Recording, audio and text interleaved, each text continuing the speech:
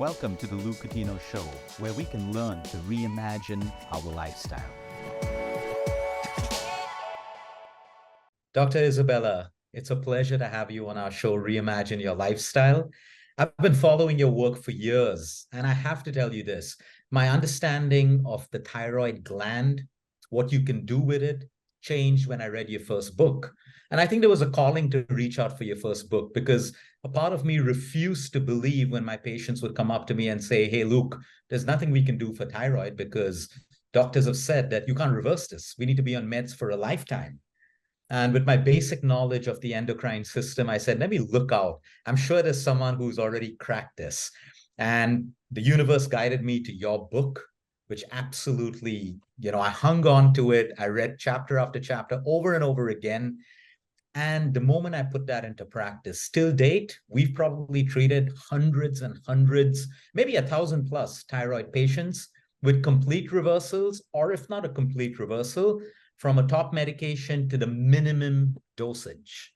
And it's been phenomenal. We've actually changed the way people think about thyroid, thanks to you and the information that, your book gave me. So it's a personal thank you for that. And it's been an amazing journey just following your work. So thank you for being here today to share all of your knowledge with us.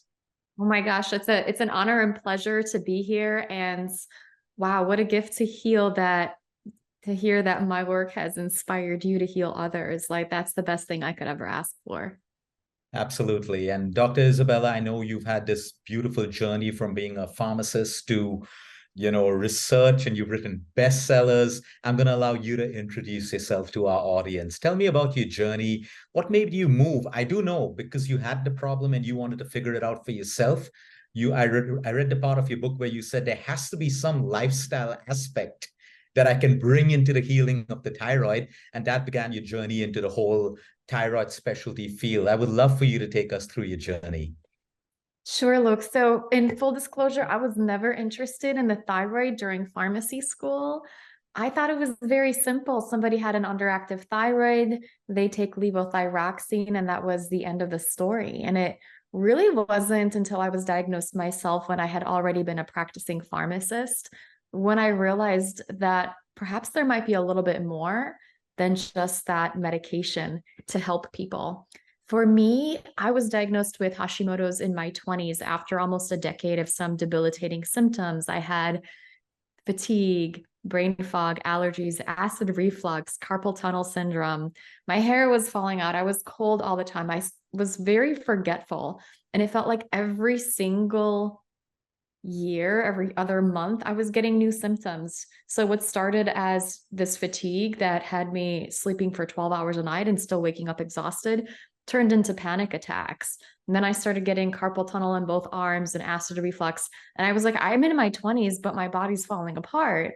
When I finally got the diagnosis of Hashimoto's, and like we were talking about, a lot of doctors don't look at all of the autoimmune markers.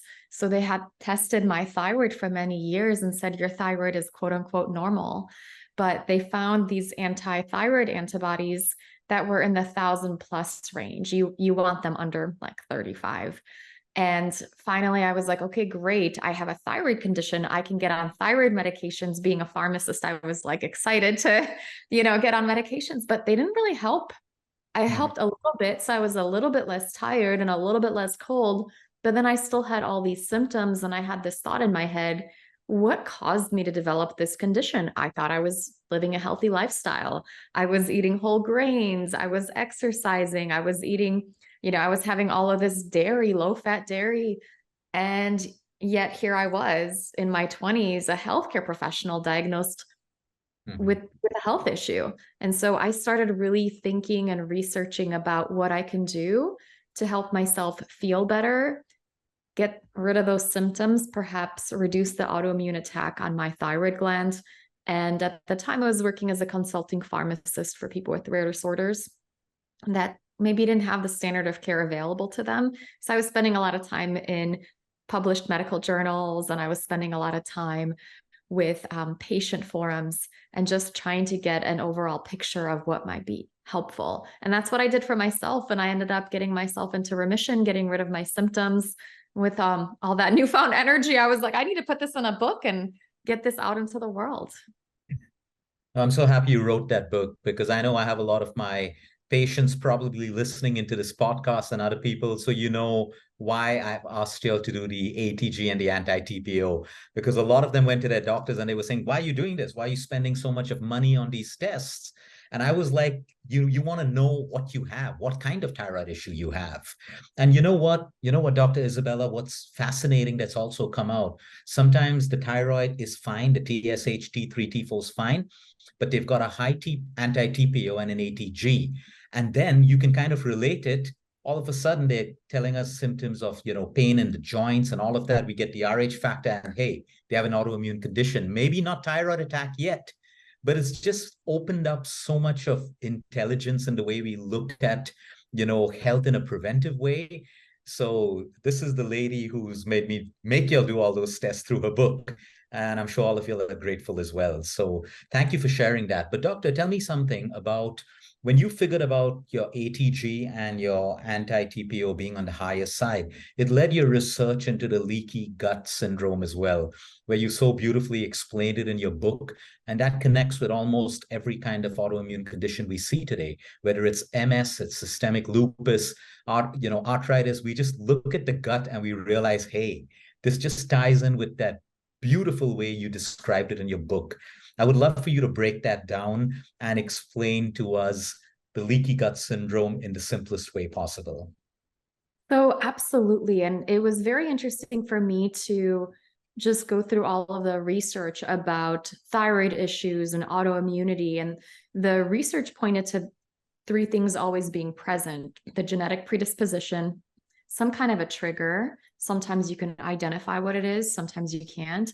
And then intestinal permeability, or also known as leaky gut. And the researchers were saying you need to have these three things for an autoimmune condition to manifest. And so in my thoughts, I was thinking to myself, you can't really change your genes, right? It's maybe there's some advanced technology where we might be able to choose and edit our genes at some point in the future, but not really something readily available. You don't always know what the trigger is.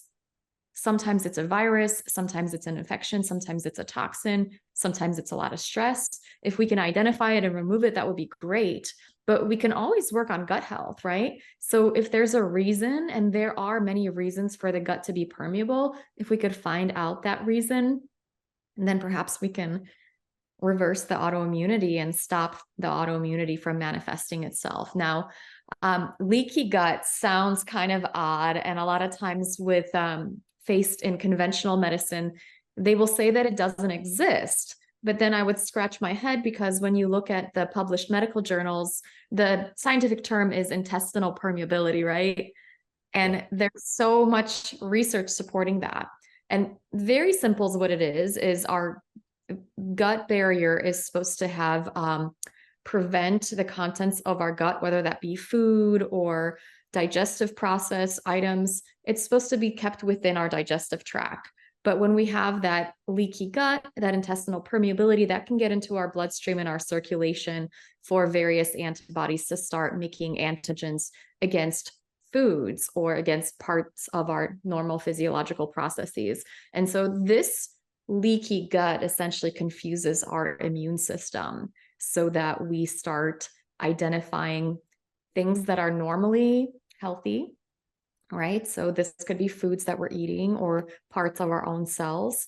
The immune system begins to look at them as foreign invaders, because all of a sudden they're out of where they're supposed to be, and they can get into our circulation. And so it becomes a bit of a case of my mistaken identity and autoimmunity, where we'll see people with immunity against their own parts of their physiology, as well as the foods that they're eating. And so one beautiful way to really work on health whenever you have a thyroid condition, autoimmune condition, is to really focus on getting that gut wall to be sealed, so that you don't have those foods and you don't have those self-antigens getting into the bloodstream, and the immune system stops being confused.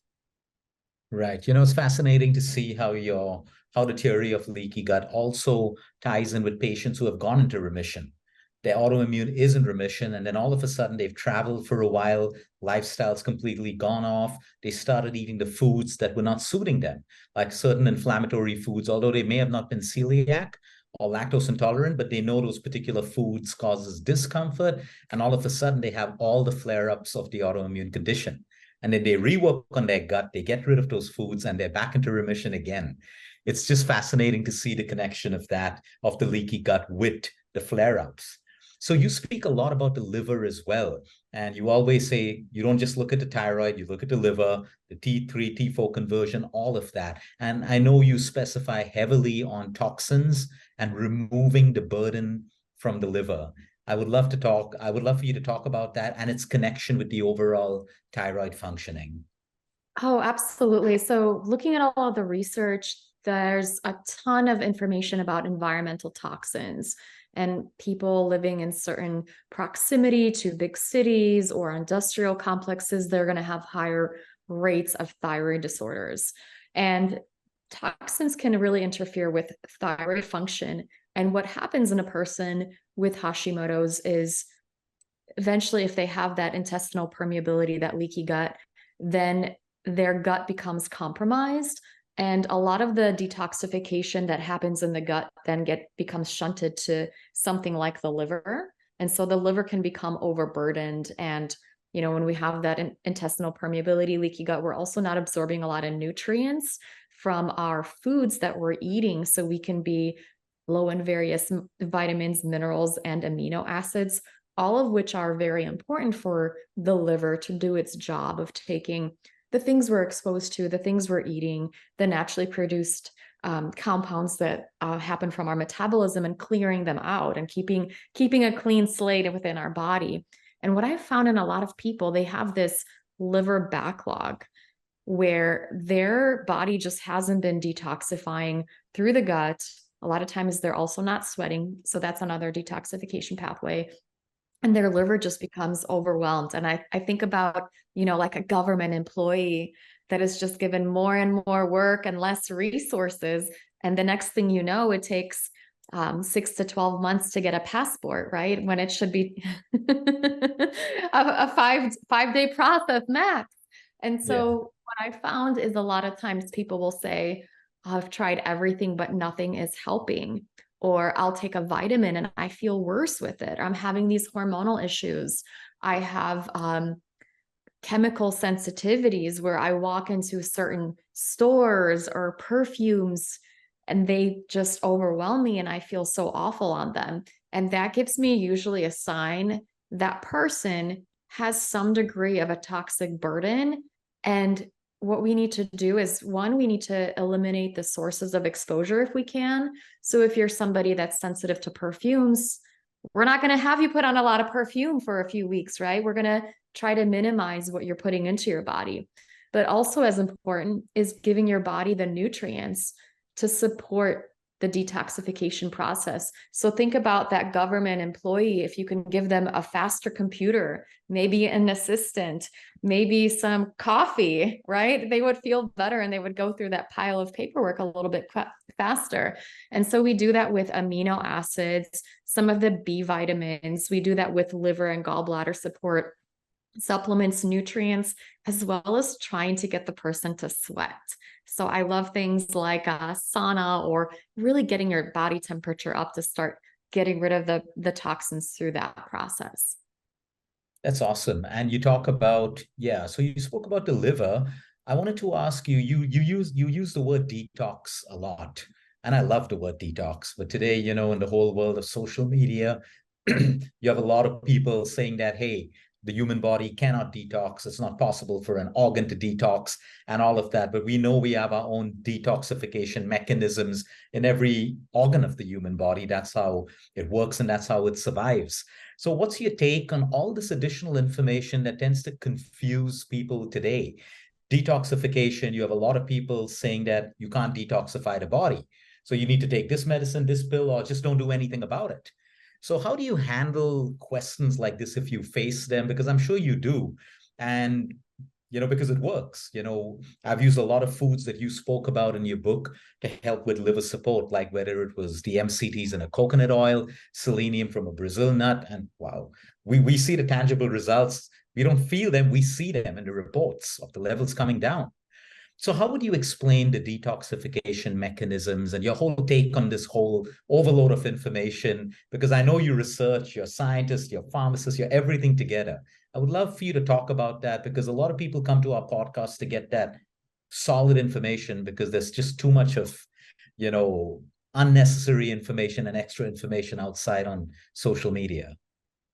It's become very challenging, because I know when I was starting off over a decade ago, there was not a lot of information other than the published medical journals. And now you're bombarded with information from every angle. And some people are saying you should do a juice fast, you should do a water fast, you should do this kind of thing, you should do that kind of thing. And unfortunately, some of the things can actually be harmful, right? If you are somebody that has blood sugar issues, too much fasting for you can become a problem unless you've got those blood sugar issues supported. And there could be forceful detoxes like coffee enemas. If somebody doesn't do that correctly, they can hurt themselves, right?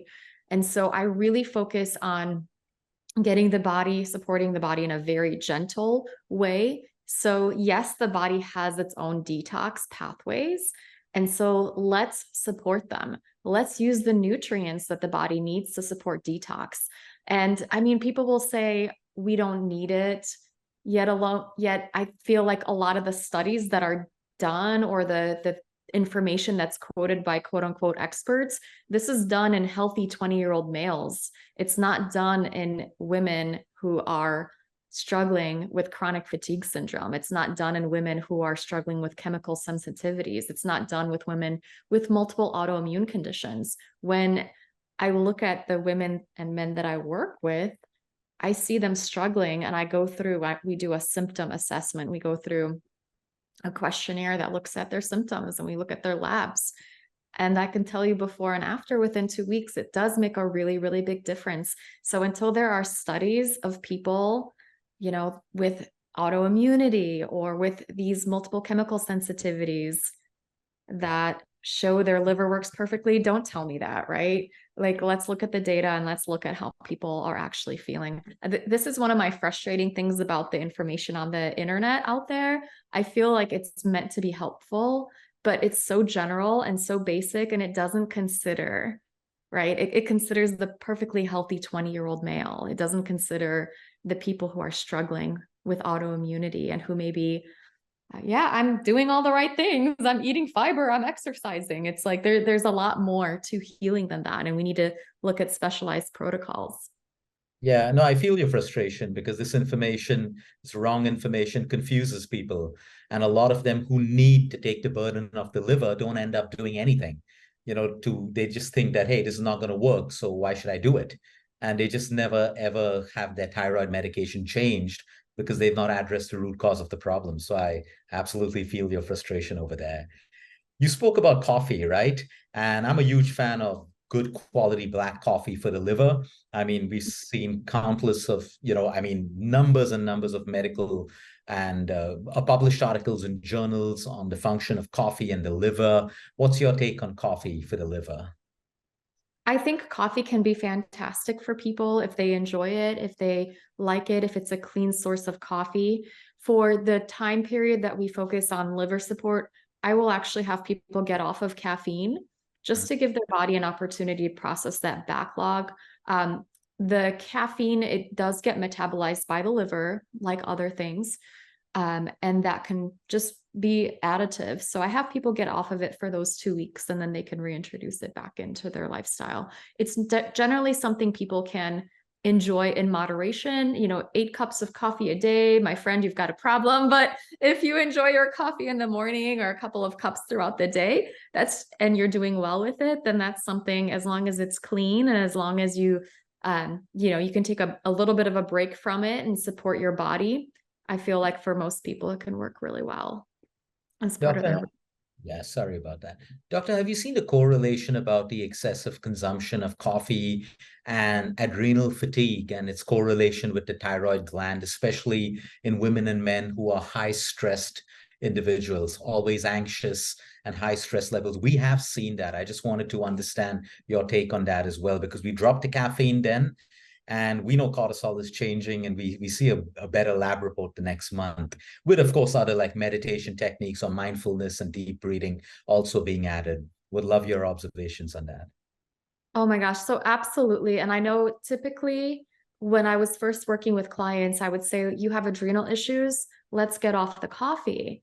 I remember I had one woman that was drinking 6 to 8 cups of coffee a day. And she said, I have headaches. I'm waking up throughout the night to urinate, and I'm tired all day. I can't fall asleep. And I was looking at her food intake, and I was like, aha, we've got to get rid of the coffee. I think that's it. And, she got off of the coffee.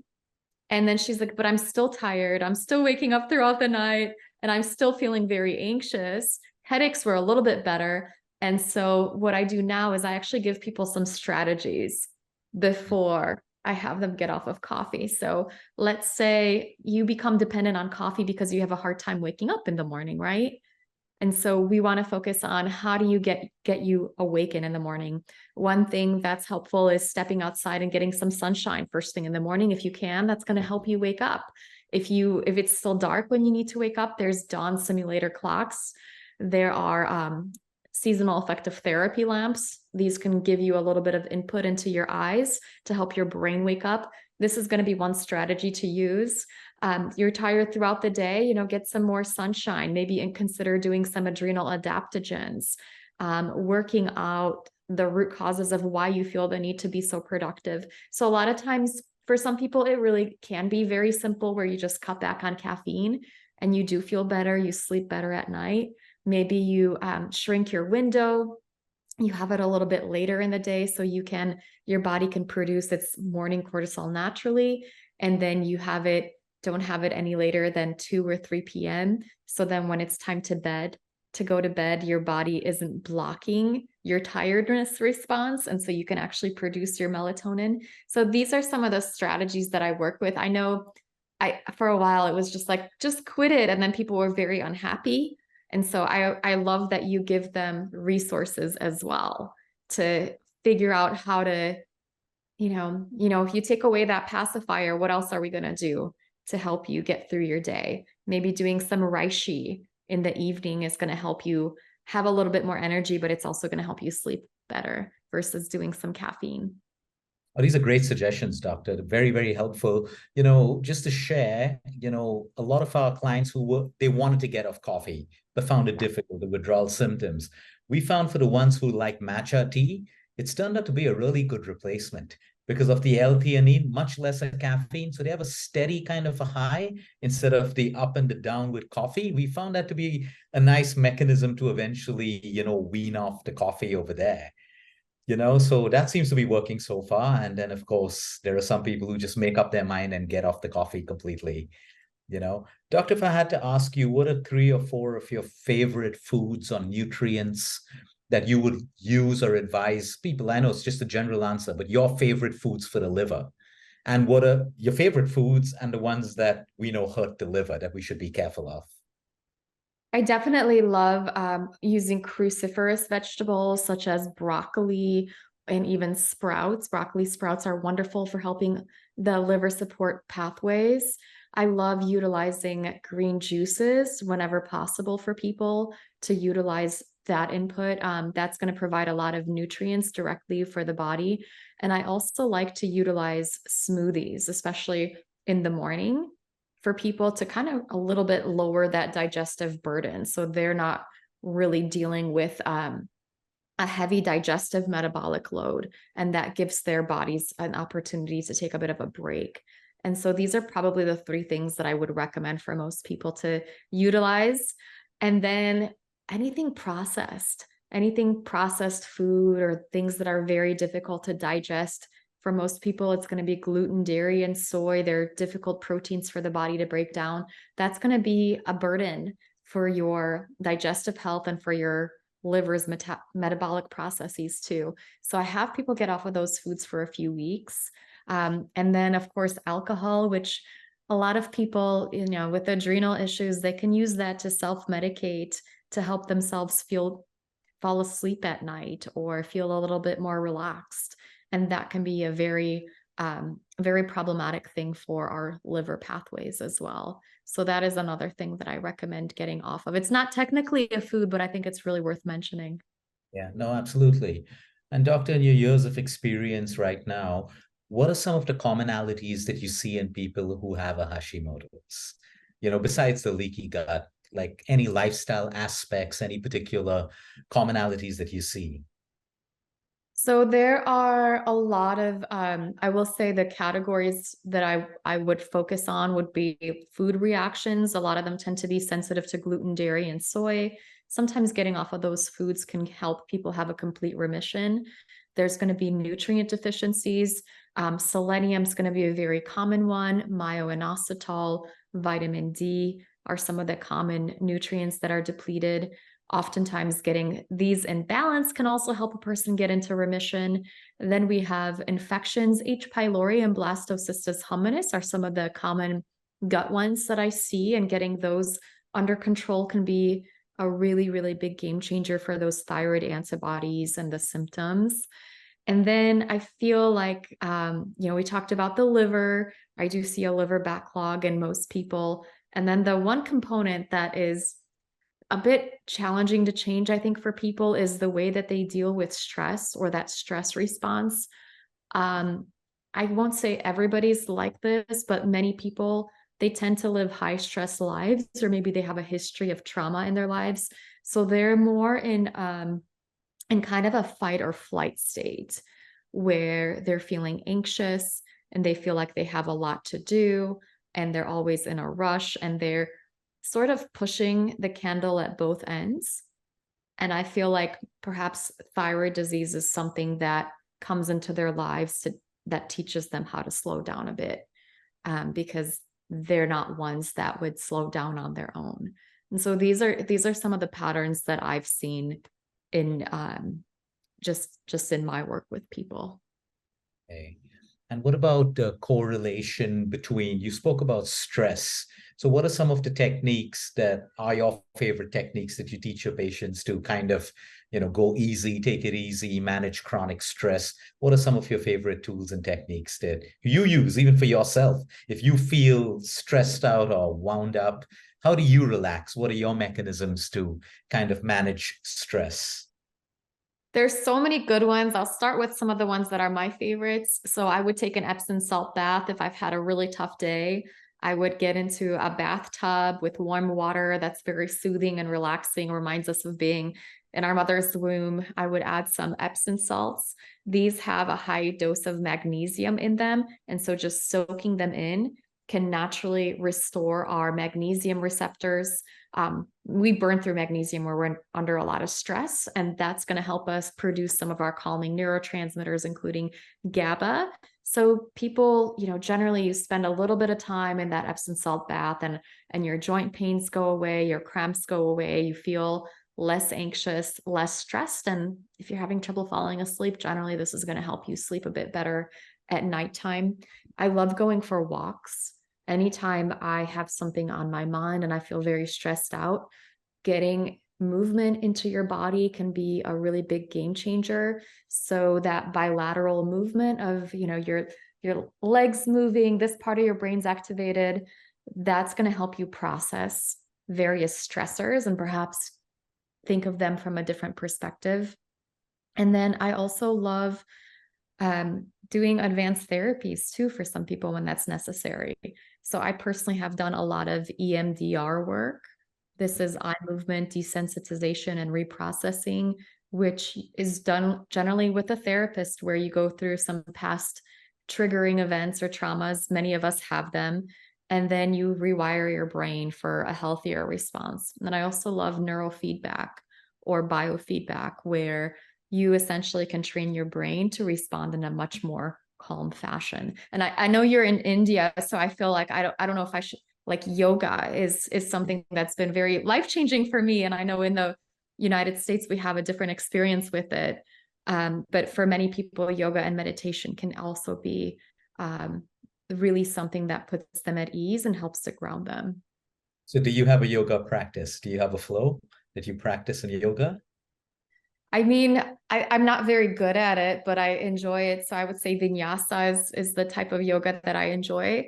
I am not an expert by any means, but I really find that just taking the time to do that a few times a week just helps my stress. Just when I was going through any stressful time, this is something that was just very nourishing and healing. I actually did like 100 days of yoga as part of my healing journey with Hashimoto's in the early stages of getting into remission. Thank you for sharing that. Doctor, your take on exercise. There are two schools of thought that, women or men who have a Hashimoto's thyroid, they shouldn't do high interval training. They shouldn't do a very, very aggressive kind of a training. And some people just say that we don't care about it. We're going to go on doing it. We don't have enough of data to see which model it supports. And I also respect bio-individuality, and I know people are different, but we do tend to see more data of women and men who are involved in high interval training. And it kind of impacts their thyroid more when they are patients of thyroid. And when we reduce their workout intensity and slowly move them from like gradual to intermediate, and we see their levels start to improve. And once they're completely down or possibly off, they can eventually get back into it, because by then they've made lifestyle changes. They're sleeping better, they're eating better. So I think their body is prepared for that. What are some of your observations and advice on exercise when you have a Hashimoto's or an underactive or an overactive thyroid? It's one of those recommendations where people say just eat more or eat less and exercise more. And it's a bit short-sighted because, like you said, you do have to consider bio-individuality. In my experience, the type of exercise is going to be heavily dependent on the state of your adrenal health. So a person that has low functioning adrenals, low cortisol, they're like the chronic fatigue person, can barely get out of bed, they're achy. If they do, aerobic exercise, they may actually feel worse with it. That's the kind of person that I'm telling to back down off of exercise and doing a bit more building things, some gentle restorative exercise, maybe a little bit of weightlifting. We're not doing bench presses yet with this person. Whereas a person that maybe has more overactive adrenals, they might benefit from a little bit more of that aerobic exercise. My rule of thumb for people is do what makes you feel better. If you have done some exercise and you feel like you need to rest for 3 days after doing that exercise, that's probably too much exercise for you or the wrong type of exercise. So we're aiming at the type of exercise that you might feel it in your body, but you should be able to say, okay, I could probably do that whole routine, start to finish once more. I still have enough energy for that. And you build up, right? So maybe for now, that's just a few squats or a walk around the block or some gentle restorative yoga. And you build from that, right? We don't expect somebody to do marathon training just right off the bat. So that's been my experience. Too much exercise can actually be inflammatory for some people, and it can dysregulate their thyroid and adrenal function, where their body essentially gets the message that, hey, I'm in a famine, or I'm being chased all the time. We need to slow down metabolism, conserve resources. So it's sometimes it's not very obvious because people just think they need to exercise more to lose weight or have more energy, and that's not always the case. Mm-hmm. Doctor, what's a day in your life? What does a day in your life look like? And tell me a little bit about your routine in terms of, what you do to maintain yourself, your favorite exercises, and you maintain that beautiful glow that you have. I would love to hear about your lifestyle. Oh, yes. So I have a 5-year-old son. And so I typically wake up in the morning and I will try to get a little bit of sunshine if it's light outside, and then I'll start getting him ready for his day. And part of that, I'll make something healthy for him, generally eggs and sometimes a smoothie. And so I'll eat that same thing myself. So I try to cook for him what I would eat myself, what I think is very nourishing. And then once he's off at school, I might go for a walk, or sit outside just to really get some really good light energy and get really balanced and centered before I start my workday so that I'm not in a constantly reactive state.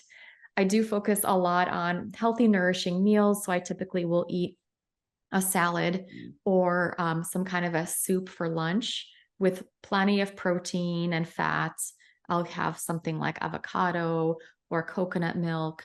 And then with dinner, we typically cook something as a family. I love eating salmon and I love eating vegetables. Sometimes my husband also loves to cook as well. So we get very creative with what we make. We primarily eat a gluten-free, dairy-free diet in our home. So we have stuck to that for over 10 years. And I feel that this serves me really, really well. I know others might have different individualities. And I really, if I'm going through a lot of stress, if I have a book launch or a lot going on, then I'll really focus on, I'll take an Epsom salt bath for an hour each day to make sure that I am really soaking in that magnesium and getting myself ready for a good night's sleep. And then every few months, I'll do a liver reset. So I'll do 4 sessions of sauna twice a week. And then I'll take some liver supporting nutrients. Glycine is excellent for the skin. Zinc is excellent for the skin. And really, it's been 10 plus years since I've gotten myself into remission. So now it's more about maintenance. And a big part of that is that calming that stress response and making sure that I am, not finding sources of too much stress in my life and staying in balance. Well, thanks for sharing that. And I think it's also confirmed my whole thought process on the fact that if you have a cleaner liver, it just shows up on your face. And I think that's amazing because we see a lot of our, stage 3 fatty liver when they move to a stage 2 or a stage 2 or 1, their skin starts to change. As the stage moves further into progression towards a cirrhotic liver, they start to get this pigmentation and this dark color. But as they make changes and start moving in the opposite direction, their skin absolutely clears up. So I think that's a great message. A clean liver also reflects on your skin, actually every part of the body, right? Oh my gosh, absolutely. But it's so visible as part of your skin. And I know people going through my liver reset program, that's one of the things that they'll say is my skin cleared up and all of a sudden I look younger. And they're not doing any anti-aging advanced techniques or, Botox or surgery or anything like that. But you do get a much nicer, healthier glow once you get the liver toxins out. And I just love utilizing that. Just glycine is a fantastic amino acid. So I have that as part of the liver support. That can be a big game changer for a lot of skin issues. Doctor, which of your books cover the liver reset protocol? My book, the Hashimoto's Protocol, it starts off with the liver reset. It's a 2-week program. Oh, so that's the same one for the anti-TPO and the ATG.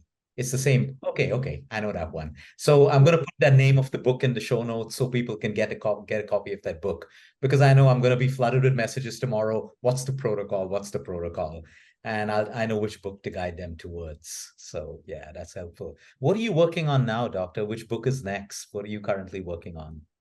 So I just released a book called The Adrenal Transformation Protocol that came out in April of this year. And that's really focused on balancing the stress response. So a lot of these beautiful techniques so that it just becomes a part of your routine and that you can come from a really balanced place for most of your life. And this is really focused on getting rid of the fatigue and the brain fog and giving people an opportunity to sleep really well at night.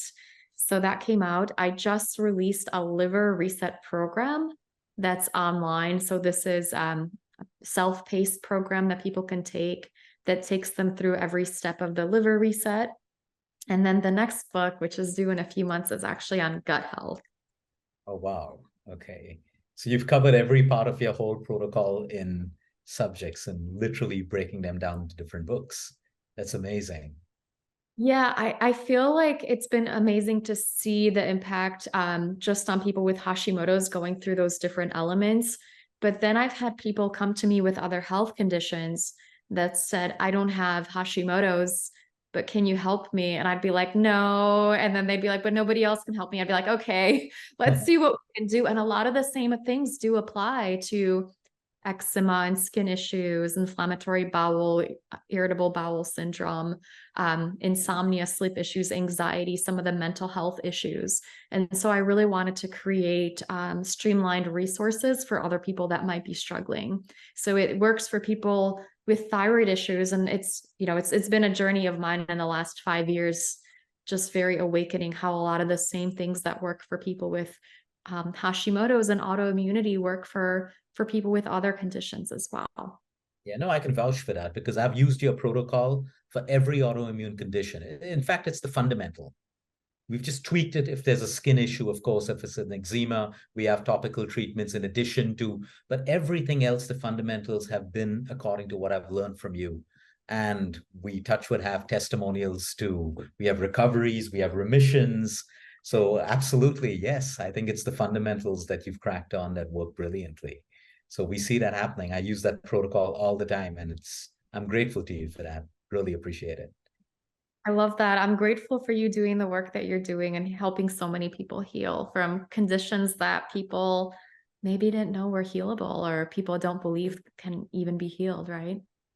No, I think today it's a very special moment for me. I never ever thought I would talk to you because I never thought I would get into podcasts. And I have Mugda from my team over here. She reached out to you. She got you. And I said, I can't believe this. I'm successful at what I do in the autoimmune space today of my practice, which is integrative and lifestyle medicine. It's because I learned that from you. I didn't learn it from any other books. I didn't learn it from my nutritional curriculum. I'm not putting it down. But the fact is, it opened my eyes to believe that, hey, there can be something different. There could be a different way. And today people come to us with that hope that, hey, Luke, we heard that this person's off thyroid medication, that I don't even know if I have a Hashimoto's, and we're able to add that value to their life. So I actually owe that to you, all of that to you. So thank you for that again. Supplements. I love your brand name, Rootcology, right? I just love the name of that. And I think it's fascinating for me to speak to someone in your field of being a pharmacist with supplements right now. Like, I would trust the brand right up front if it's coming from a pharmacist, especially. I would love to know your whole thought process about this whole brand and, how you're building this, because again, supplements, it's a whole, you have a lot of doctors today and people saying, no, supplements will make you worse.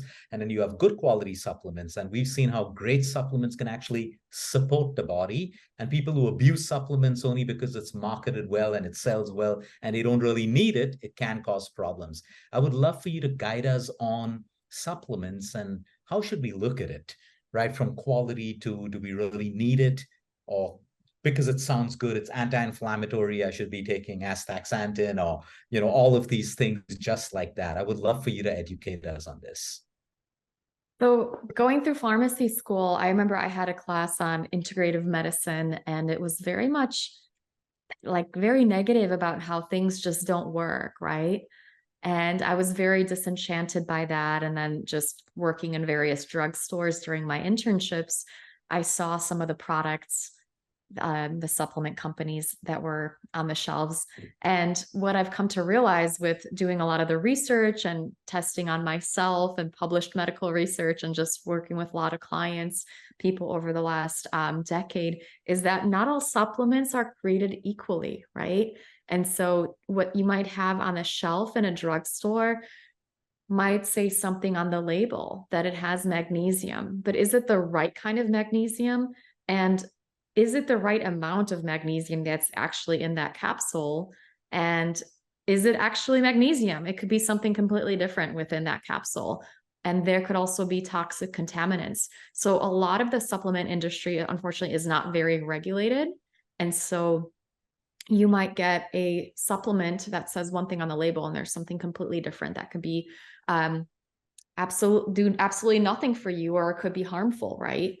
And I have found that companies that do third-party testing and a lot of quality work on their ingredients and are really mindful of the fillers that they utilize and are mindful of the ingredients that they put in, these are the supplement companies that you want to utilize as a practitioner, as a consumer, because if the bottle says it has magnesium citrate in it, then you can be confident in that it does have magnesium citrate, and whatever additives are listed on the label, that's what's going to be in there. That it says a specific dosage, you're going to get that specific dosage. So I really recommend working with companies that do that third-party testing and have a quality component. And unfortunately, majority of the brands don't. And you'd be surprised at some of the consumer reports that are done with finding toxins or completely different ingredients in the supplements. And so that's kind of the first layer, is making sure you choose a very high quality supplement company. And then looking at yourself, how do you know if you need a certain supplement? I mean, there's so many different ones out there. They all have remarkable benefits, right? But if you're not really the right person to use them, then you're not going to have the benefits. I go through and I have a newsletter, thyroidpharmacist.com, and I talk about, usually I pick one supplement a month to cover. And I talk about what are the benefits and who might benefit from them and how to take them, who should not take them. A lot of times, if somebody's taking blood thinning medications, probably not the best time to utilize supplements, right? And we go through just really educating a person about, is this going to be a right fit for you? Then the next step is when you try the supplements. I recommend trying just one supplement at a time and seeing how you do with it for 3 to 5 days. For many supplements, 3 to 5 days is going to be enough for you to see a difference, right? If you see an improvement in those 3 to 5 days, then that's going to be a good indication this supplement will work for you. If you feel worse within those 3 to 5 days, that's going to be an indication that supplement may not be a good fit for you. And unfortunately, I see so many people that just get started on 30 different supplements, and I'll say, what are you taking this for? They're like, I don't even know. And then I'll say, well, is it helping? And they'll say, I don't know. Right. So we want to be really connected with that particular supplement. Like, does it work for your body? Right. And you're not going to get that when you start 30 things at once. You're going to get that feedback from your body when you start one thing at a time. I think that's helpful. So this brand that you've started right now will make specific supplements for specific problems or gaps. I do focus, there's a lot of, I do focus on like the liver, the adrenals, and the guts. So there are different categories that focus on that. I have a kit for liver support, for example, and then a kit for adrenal support. So if you identify with some of the issues or some of those symptoms, that's going to help you. And then there are other things like selenium and myo-inositol that I'll choose based on the research and experience in people with Hashimoto's. So selenium, myo-inositol, if you have insulin resistance and if you have high thyroid antibodies, if you have anxiety, hair loss, blood sugar swings, generally that might be something that could be very helpful for you. And I try to outline that for people to really educate themselves, to take charge of their own health and be really connected with their bodies, to understand what might be a good fit for them. And not everybody needs, I have over 20 supplements in my product line, and no, not everybody needs every single supplement, right? So there's different supplements, and I try to focus on one every month for people to be able to understand what would be best in their bodies. It's amazing. It's amazing. Doctor, if you had the whole world listening to you right now, what is the message you would like to leave with people? Just in your practice, you're an author, you've written books with intention, you see so many different patients, you know what's going wrong in culture and lifestyle and everything. What's that message you would leave for people? Really, my big message is to be kind to yourself and start with that love and kindness and caring for yourself. Invest in your own health. And I feel like if you just do that for yourself, you're going to show up in the world as a better person. That kindness to your own self translates into kindness to others and being supportive of others as well. That's beautiful. That's beautiful. But thank you for sending the message to us that Hashimoto's can be put into remission, proving it to us by, running that whole theory on yourself and then sharing it with the world. And the fact that thyroid can actually literally be reversed. People are off their medications today. So I think that's a game changer because you changed people's mindsets.